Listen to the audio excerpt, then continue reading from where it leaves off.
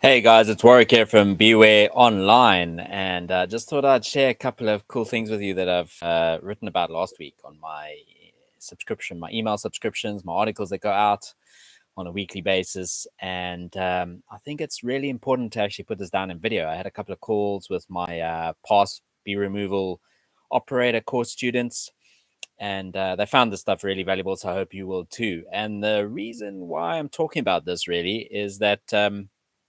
For a long time now, for close on 17 years, I've been keeping bees, and the way I started out was I discovered this bee business in a box idea.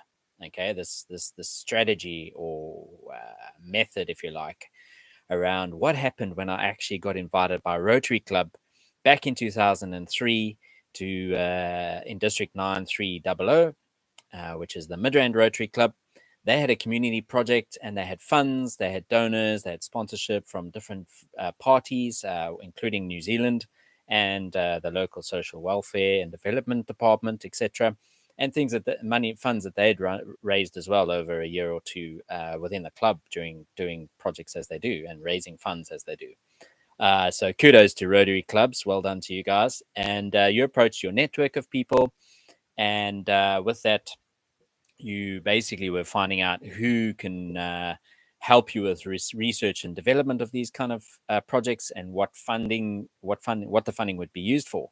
And out of that, I decided, okay, look, I'm going to opt in here. I'm going to do the R&D, but I wasn't that interested in actually doing any of the projects at the time. I was young. I was a student, and I was busy studying, trying to work and earn income. And this particular project had no income in it.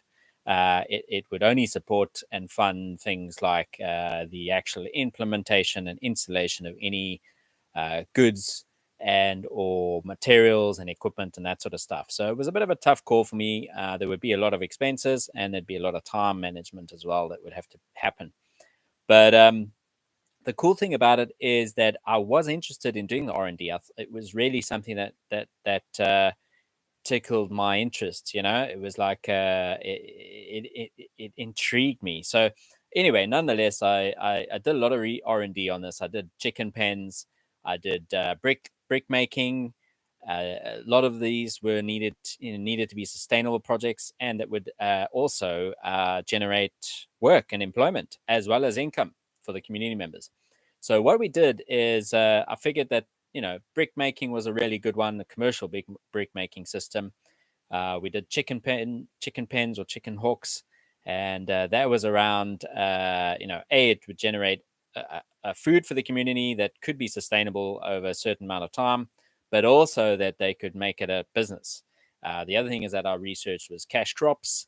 They had 26 hectares on the property where this project was based, and then in addition to that, they also had we did hydroponics, which is pretty cool. It's like aquaponics, but with plants and and food and so on, and it's a closed circuit, which is pretty cool.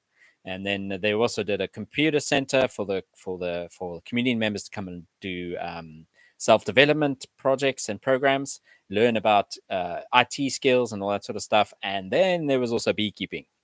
And this is the one that really kind of got me. The Rotary Club members approached me and said, "Well, come on, Warwick, isn't there one that you'd really want to bite into and chew on?" And I was like, so eventually it's just my arm, and I said, "Look, I have had an interest in bees for a long time. Both my grandparents were involved in some way or other around bees.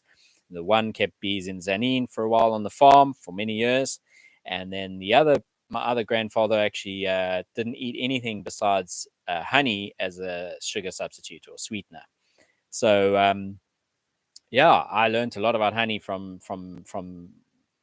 eating honey anyway from my one grandfather, and always used to see the beehives on the farm from my other grandfather, but never really got involved with it. It was odd. It was strange that didn't take place. But having said that, there was still this interest there, this a little bit of interest and an intrigue. So I said, okay, I'm up. I put my hand up and I said, I'll get into this. It involved going on a course that was sponsored by the club, and then they sponsored all of the or funded, I should say, all of the equipment and 10 community members to come on the team. as well as their PPE and all of their equipment. So here we are. We're starting out a little project here. We had hives, we had the equipment, we had training, but what didn't we have? We had no bees, and we had at this point we had no way to create income. So I racked my brain a little bit for a week or two, and after going on the training, I figured, hey, there's a massive opportunity here to make a business or to generate income that we could share across all the members. And also, then it worked out really well. I'll explain a little bit later how we expanded the business and how we expanded the income generating opportunities. So the first thing I decided is that we basically needed to do bee removals. We had all the PPE, we just didn't have that much skill. We had a very limited amount of skill in terms of how to manage bees from the bee course as beginners, but we thought, hey, we're going to learn on the jobs, and that's what we did. Only one of us had a driver's license. That was me. And so what I would do is I'd talk to people about us being available for bee removals, and calls started coming in. And when that started happening, it was quite insane. Sometimes we'd get 5 to 10 calls a day for bee removals, especially over the peak season of the years. And we could only really do one a night properly, especially because I would have to drive and fetch the team members that were interested in doing that night or available for that night's work. And then we'd have to then from there drive all the way out to wherever the site was that we were doing the bee removal, and then I'd have to drop the community members back at their place and then drive home to my place. So it was quite intense. It was a lot of extra petrol and time and money. But what was quite cool is that we figured out that we could do this on a regular basis, and we were making income, we were making money, and we safely removed bees, which is even better as well. So it was pretty awesome. And what we found over time is that we had 26 hectares on this farm, on this property by the community development project. But having said that, there wasn't a lot of food there for the bees. It was mainly just bushveld.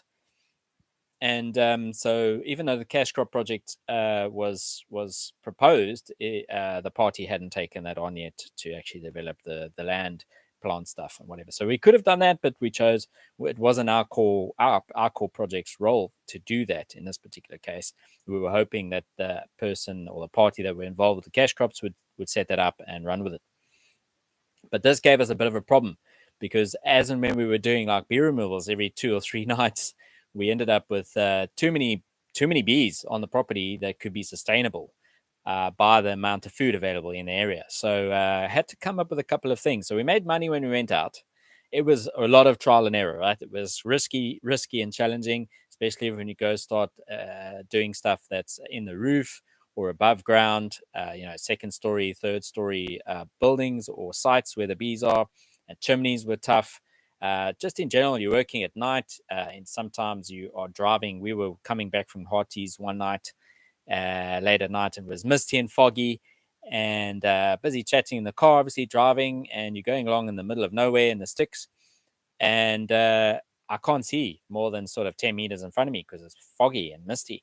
And the next minute, I see this sort of weird dark shape in the middle of the road, and before I knew it, we were actually basically going, everything slowed down, like everything just like in an action sequence is like, wow, what is that in the middle of the road? And then the next minute you kind of check it out and you're like, whoa.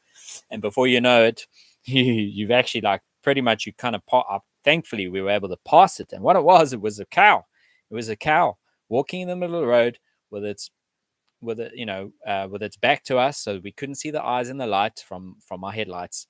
At least if I'd seen that, I would have been able to stop, pause, brake, whatever, swerve out of the way. But thankfully, I managed to see it in enough time, and it happened to be walking on the straight middle line of the road. So we, didn't have to swerve where it was on our side of the lane. But it would have been bad if we'd hit that cow that night. I think a car would have been written off, and maybe even a couple of people as well. Who knows? But certainly with the bees in the car, it would have been a nightmare too. So don't try this at home without experience, okay? It's risky. But we started, we generated income. We did a lot of bee removals. Some people would refuse to pay us. And it was a lot of trial and error, like what's the best way of removing the bees? How's the best way to keep the bees after you've removed them? Where do you place them after you've removed them? A lot of time bees would actually leave after you've after you've relocated them. Evidently, you've disrupted their home and their lifestyle and everything. So they get a bit upset, and a lot of them actually tend to leave. 50% of them used to leave. So we figured out a way of how to stop that, or at least get it a lot better. That only about 20% of them would actually leave after the fact that once they got settled, and that was down to the community members team part of the team that actually looked after the bees once we got them, because we had a team. We split the team. Some of the guys were bee removers and they came out with us, and other people were beekeepers, if that makes sense. But obviously we would try and swap around so people would get an overall idea and experience and skill set that they wouldn't have otherwise. But the project was awesome. We I used to take calls during the day at work, or phone, get voicemails and then phone the people back during lunchtime. It got a bit crazy. We had to figure out ways of how to actually like quote people, what questions to ask them, because a lot of times, I mean, one time in particular, I actually, even though I'd went through the process of asking questions at this point in time, was about 8 months into this bee removal, the beekeeping project, and doing bee removals in order to fund the project, because there weren't wages, right? We weren't being paid to do this project. The funds all went to, as I say, goods and equipment and training. So we had to generate our own income out of that and be sustainable. And that's why I figured that bee removals would be the best way of doing that. But we rocked up at this one client's place in Pomona, and I'm busy chatting to the customer. I'm offloading my stuff out of the boot, and my assistant, the guy, one of the team members, went up on the roof, and then the next minute, the customer got stung on the face, and then I got stung on the leg, and before you knew it, we were being swarmed and attacked by the bees, right? So think of that scenario of the whole, African killer bee type scenario. Within about 10 seconds, I took another 10 stings. I was trying to get all my stuff out of the car.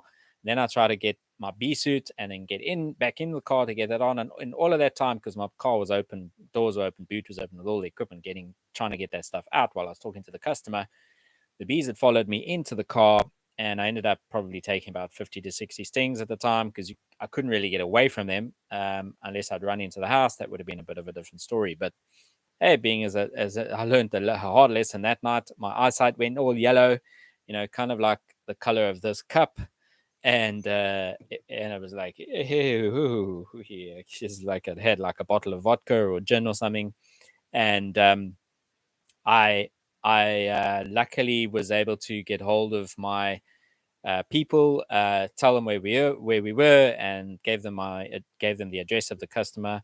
And actually, two people then had to drive out. One person came to drive the car to come fetch me, and then the other one to drive my car back. We ended up at Carstenoff Clinic, and I ended up with adrenaline and cortisone shots, and it cost me about $2,000 to sort this whole story out. And thankfully, I knew what to expect around anaphylactic shock.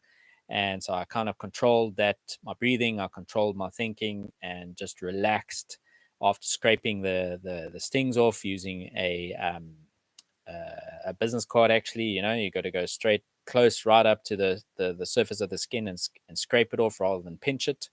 If you pinch it, guess what? You inject yourself with tons of toxins from the bee venom, okay, from the sting. Whereas if you scrape the skin, obviously the sac, the venom sac, doesn't have the opportunity, to inject you any further than it would have if it was just sitting on your skin pumping away, because it does that automatically. The longer it's on your skin, the more it pumps venom into you. Okay. So it was pretty hectic, but it was a lesson learned. The customer didn't give us the right answers when I was asking questions. They weren't honest with us. And in those days, we're talking about 2003, 2004, there wasn't WhatsApp, there wasn't Facebook, all those things didn't really exist in those times. So you kind of had to take for face value what people were telling you over the phone. And if you could try and get stuff, get information via emails, but a lot of people didn't have emails in those days, and so on and so forth, or even Wi-Fi for that matter, really early on days. But it was a fun exercise being in hospital for an evening. And but I'll tell you what did happen though, is that I felt euphoric for a week after that. I felt like Superman. It was amazing how my body seemed to react to this massive injection of bee venom and toxin into my system after the fact. I itched like hell, But I certainly felt like Superman after that for a week. I don't know if it was a near-death experience type of thing. Not that I ever really felt like I was at risk for that, but you never know. You never know how close you could have been. But I do know that people have fallen off roofs, and one person in particular who also operated in Midrand about 8 years ago, he did fall off. Unfortunately, he wasn't latched or roped on, and he slipped and fell off a roof and actually passed away. So it's quite a sad story. So this is a risky business, and it's one of the reasons why we explained to customers in our conversation and education of customers why we actually charged for this service for callouts. Okay, you got to have insurance, you got to have petrol to get there, you got to have a container to put the bees in. All of this stuff adds up. And we figured out over a lot of phone calls and a lot of bee removals how to quote people correctly, how to explain to them and educate them in the quote situation why are we charging what we're charging, rather than terminating the bees and just leaving after 20 minutes. Our bee removals would usually take anywhere from an hour to on a really basic one, and that's without driving there and back. To anywhere up to 5 hours, and sometimes you'd have to go back and forth again, to complete the job, depending on what type of method of bee removal you're doing. Some are ones that you could actively do then and there, and other ones are passive. You have to wait over time, 2 weeks, potentially up to 2 weeks, with return visits to double check that things are going okay. So it was a lot of work, but it was good, man. It was good. We made enough money that we could cover our costs. We were getting bees that we could use in our bee farming side of the project, and we were getting honey, which we could sell, which was awesome. We made sure it was clean and all good, and we would sell that and make some money out of the honey, and we would split whatever profits were left over, so everybody got a bit of money in the process of this and earned some wages, which was awesome. And this went on for for up to 18 months. I think I was in the business until the time, and then we figured out, hang on, didn't take very long actually for us to figure out that we had a couple of problems. First problem was that we were running out of space to keep the bees that we were doing bee removals with, and so we would keep the bees, bring them back to the property where they were on this community project there in Midrand, and eventually we were filling up our boxes, and we also filled up the number of beehives space that we had in terms of food availability really quickly. It took us about 4 to 5 months to do that. And so we had a problem now. Now we had two problems. One is that we had too many bees, and we didn't have enough space for bees. And by space, I mean we had 26 hectares. That's more than enough space to keep as many bees, a lot of bees. But the food quality wasn't great. So it's not just about the amount of space availability, like surface area that you have. It's mainly actually about the food quality that you have available, right? That determines how many bees you can keep on a particular surface area relative to each other.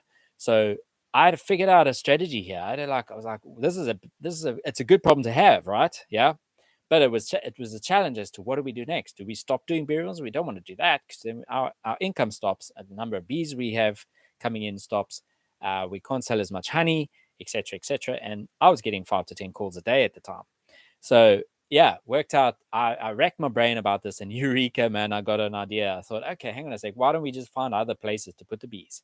So what used to happen is that whenever we used to do bee removals, I'd say 1 out of 10 of the people actually turn around and say, what are you going to do with the bees after this? What happens with the bees when you take them in? I explain to them, and this is a cool opportunity to educate somebody who seems to be pretty interested in what's going on here with the bees. And a lot of time, unfortunately, pest controllers actually terminate colonies. So it's a lot easier, and the time factor is a lot shorter if you just terminate the colony, and you get a good bit of income out of that. But you lose the bees, you lose the honey, all the comb and the honey, and the dead bees remain behind in the cavity, whatever the area is, and it can start smelling. It's not hygienic and all that sort of thing, and it's bad for the environment, right? So when somebody asked us, like, what do you do with the bees after this? I used to use that as an opportunity and say, listen, you can we take the bees away, we look after them, and we manage them. All right, that's our core kind of business here. That model that we take the bees away and we then set them up in our apiary, right? But we are looking for places now to keep the bees. We'll manage them, and you just give us permission to keep them on your property. And the guys were like, yeah, that's fantastic. Why don't you bring the bees back here? Take them away. do what you need to do with them, which we did, to get them to be calm and relaxed and just settle again. It took about 2 weeks for this to happen. And then we'd bring the bees back. We'd bring a box back. We'd put them on this person's property. It was safe, secure, usually in an urban garden area, which was really rife and thriving with food availability for the people. Obviously, we'd educate them on the risk factors. We'd say to them, don't let your kids and animals and pets and dogs and cats and birds and whatever near these things. And we also said to them, would you be interested in learning how to keep them yourself? That was option number one. Option number two was, if you don't want to, get involved itself, you're just giving us a site, then we'll do a little split. You can buy the hive, and we will come and look after the bees, and then we'll do a split on the honey. And so that's how we modeled that. It worked out phenomenally, okay? Because then I used to have routes that I would plan out, because you'd have to do this. You'd have to plan out, phone the guys on the Monday. And after a while, I did this for about 3-4 years before it got way too much for me to actually manage on my own. But I'd plot out, I'd phone the guys on the Monday and say, hey, I'm coming on Saturday at 8 o'clock. And then I'd phone the next guy and say, hey, I'm coming at 12 or 11 o'clock to your place. I'd phone again the next person at 3, and I'd make a route out for the Saturday, and boom, out I go on the Saturday, and I'd do my inspections. I'd do any harvesting that I could in that single day, and I'd see like 4 or 5 people in that day. And it was pretty cool, because we ended up having, like, let's say, I don't know, 20 sites that I could go to in a month, 30 sites I could go to in a month, and at least some of them would have something to harvest, which is awesome. Others would need maintenance, others would need extra supers, whatever the case is. But it was also a cool experience meeting these people, greeting them, just talking about their lives, what's happening in their lives, and so on and so forth. And so that was pretty cool. That was a model that we used in order to expand the business, expand the model. And then in addition to that, we were able to expand the amount of income that we could get from the amount of honey that was generated. And in addition to this, what I would do is I would say to the guys, listen, if you're interested in learning about this, why don't we'll bring the bees, and you can sponsor a hive. So you sponsor the hive, you sponsor the site, you get the PPE. I'll even give you one-on-one training, and I charge for this as well. So I ended up making some extra money with that. And then we had a new beekeeper on the books, so to speak. Somebody who really passionate about bees, just like me, and our team that was in the community project as well. And so this is how we built the business. This is how we built the bee business in a box. All right, because we could sell the honey. And then also what I figured is that even with all of that going on, finding sites, finding a sponsor, a hive project that I ran for 3-4 years, we still had too many bees to keep, right? So what did we do? I figured out another plan here, is that there are all these guys that are interested in learning about beekeeping and becoming beginner beekeepers, but none of them had bees. So they struggled to find bees and beekeepers who were willing to sell them bees. So what did we do? We sell them our extra bees. And that's what we did. We ended up making income on the bee removals we couldn't keep, and we made income on the bee colonies that we could find spaces for and sponsor hives for, and or sponsor a location for. And it was a phenomenal business in a box here that I eventually said to the community project, I was like, okay, Rotary guys, it's getting too much for me to manage all of this myself. I stepped down for the project. A number of the community members by this time had already found full-time jobs because of the skills development that we've done, program and training that we've done at this point. And then in addition to that, 3 or 4 of the team members stayed on part-time just to manage the bees that were on the site. And I figured that there was a business in a box here for me to continue with. I did it part-time for the next 4 or 5 years while I was still working in other things, doing full-time work for an employer. But I figured that there was an absolute business model here that could not go wrong. And if you're interested in doing this, we've got a bee removal course that we're offering at the moment. And we've been doing bee removal courses anyway, training for about 7-8 years now. And it's a 2-day course that we're offering in Midrand at the moment, and soon to be offering in Cape Town and potentially in Durban. But I would recommend that you come up to Joburg. That's certainly where we are going to be running these on a quarterly basis. 2-day course. You learn about all sorts of things. You learn about the different strategies of what to do, what methods to use, depending on how you talk to customers, how to quote them, what questions to ask, how to get actual like assessment done by a customer and why that's important. What are the risk factors involved? Like what insurance do you need? What equipment do you need for risk? How do you tether yourself working at heights? Like I said earlier on, that guy that fell off the roof. And then what are the most important and sort of more frequent bee removals that you could be offering and what the price structure is around that. And then how do you manage the bees after you take the bees away? So if you've never kept bees, what do you do with the bees afterwards? So we do offer other bee courses for that. We've got a beginner beekeeper course that goes in hand with that, so that you can learn about how to keep the bees. Although we do cover a real basic part of this on day one of the commercial bee removal course, it's not probably enough to actually, because it is a bee removal course, it's not a beekeeping course that you can learn to do bee removals for. But I'd recommend that you do both of those if you're wanting to do that method. And then, yeah, on the second day, on the evening of the first night, we do a beehive inspection. We open it up, show you how to find the queen and all that sort of stuff. And then day two, we talk about the business model. Who do you contact? Who are the markets that you need to speak to? Where do you get your phone number out so people can contact you? How do you list with a directory like beekeepinghub.com, where you can actually put up your details on there, offer your services as a commercial bee removal operator, and get leads from us at beware.co.za and as well as from Google, and then and other places. So how do you do that? How do you list yourself on other places? Where do you go to get really lucrative bee removal business opportunities from and call outs from? And then also there's a specialist equipment that you need. So we provide specialist equipment like PPE and the gloves and the smokers and the bee suit that you really need, that's going to offer you the best protection against our African killer bees. And furthermore, there's also a vacuum system that we use. So we've got really specialist design equipment that can help you actually suck up the bees a lot faster and keep them alive at the same time. So that's a really unique piece of equipment and machinery there that we also sell as part of the bee removal course or separately to the bee removal course. If you're interested in doing any of those sort of things, give us a shout, beware.co.za. And we'll see you on the other side, guys. Thanks for joining us today. Like and subscribe. You know where to hit the buttons at the bottom if you're enjoying this. And we'll see you on the buzz side of life. This is Warwick from Beware Online. Thanks very much for joining us. Ciao.